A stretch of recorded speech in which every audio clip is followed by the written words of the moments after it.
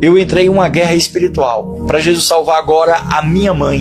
Deus usa o meu dirigente, que hoje é o pastor Manuel Firmo. Deus usa ele para mim e disse: moço, marca o dia, a data, porque dentro de 6 meses estou eu libertando e salvando a tua mãe. Eu abracei aquela profecia e eu disse: Jesus, se é 6 meses, então dia 14 de junho o Senhor vai salvar a minha mãe. Passou janeiro, passou fevereiro e eu contando. Aí eu esqueci da promessa, mas eu estava sentado na mesa com a minha mãe e a minha avó, quando a minha mãe disse: mãe, eu vou passar 1 mês longe de casa. Aí eu, curioso, eu disse: por que, mãe? Ela disse: não, o que eu vou fazer, você não gosta, porque você é crente. Aí eu disse: mas mesmo assim, mãe, me diga o que a senhora vai fazer, a senhora nunca fez isso. Esse é que eu vou entrar num ritual chamado Hong Kong. Mãe, o que é isso? Ela disse: é que esse ritual de Hong Kong é um quarto onde eu vou entrar e passar alguns dias lá me preparando para ter a primeira iniciação com os meus orixás. E a explicação dela me trouxe espanto, porque que na época eu me lembrei que era 13 de junho. Aí eu disse: Deus, amanhã é 14. Amanhã o Senhor disse que o Senhor ia libertá-la e ia salvá-la. E ela me diz hoje, agora, que hoje, à meia-noite, ela vai entrar nesse ritual, vai ficar trancafiada. E como é que o Senhor vai fazer isso amanhã? Eu me desesperei. Eu olhei e eu disse: para onde é que eu vou agora? Eu corri para onde? Para o gabinete do pastor. Eu entrei no gabinete dele, ele era um senhor da cabecinha toda branquinha. Ele olhou para mim e disse: que eu posso te ajudar, meu filho? Eu contei a situação para ele. Aí ele olhou para mim e disse: olha, só tem 2 alternativas para você. Eu disse: qual, pastor? Ele olhou para mim e disse: ou você desiste da sua mãe e vá seguir a sua vida, ou você, às 11h30 da noite, dobre o seu joelho no quarto e só se levante quando ela voltar para casa. Olhei para ele assim, aí bateu no meu ombro e foi embora. É a oração da fé, irmã Evelyn Braga, porque ela só ia voltar depois de 1 mês, no pensamento dela. Sim. Aí eu disse, deu 10 horas, deu 11, 10h30, 11 horas, quando deu 11h30, peguei a minha Bíblia, já estou indo a caminho do quintal para orar. Já tinha passado o quarto da minha avó, quando eu ouvi a voz de Deus: volta e ora no quarto da sua avó. Eu disse: Deus, ela não quer que eu ore lá. Disse: ore lá. Aí eu voltei. A minha avó, como eu disse, era uma católica praticante, fiel. Então ela não dormia se não fizesse, não rezasse o rosário, o terço. Ela tinha. Quem é fiel praticante não reza o rosário, o terço em 10 minutos. Passa quase 1 hora, porque é bem detalhado. Então ela era dessa praticante, então ela demorava. Então eu entrei, ela estava sentada com o rosário na mão. Quando ela me viu, eu dobrei o joelho. Ela olhou para mim e disse: tu não é crente? Eu disse: sou, minha avó. E crente desobedece aos pais?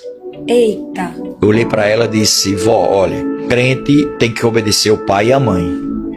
Tem que respeitar e honrar, para que os seus dias sejam prolongados na face da terra. Aí ela olhou para mim e disse: mas você não está me obedecendo? Eu disse: olha, o que acontece, minha avó, que hoje quem mandou eu vir orar aqui no quarto é maior do que a senhora. Então hoje eu vou obedecer a ele e amanhã eu lhe obedeço. E comecei a orar. Minha oração só foi essa: Jesus, traz a minha mãe de volta para casa. Chorava e clamava e chorava.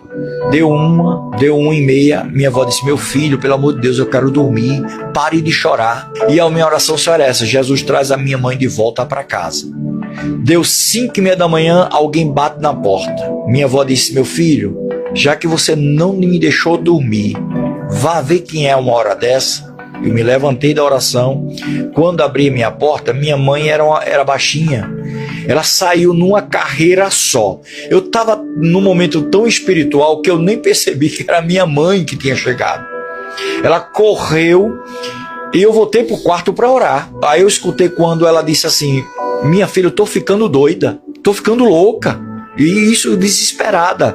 Aí foi quando a minha irmã disse: o que foi, mãe? O que aconteceu? Eu disse: olha, ontem, quando começou toda a festa, todo o ritual, eu ouvi uma voz chamando o meu nome, dizendo: Elza. Olhei para um lado, olhei para o outro, não identifiquei quem era, continuei andando. De novo, alguém era tão forte, minha filha, tão estridente, que me abalou dentro de mim. E eu olhei para o pai de santo e disse: o senhor me chamou, pai? E ele disse: não, minha filha, continue. E quando eu cheguei perto da porta do quarto, onde eu ia fazer a minha iniciação, aquela voz chamou meu nome e falou comigo.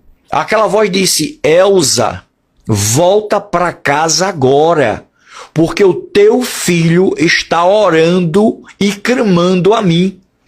E eu saí correndo.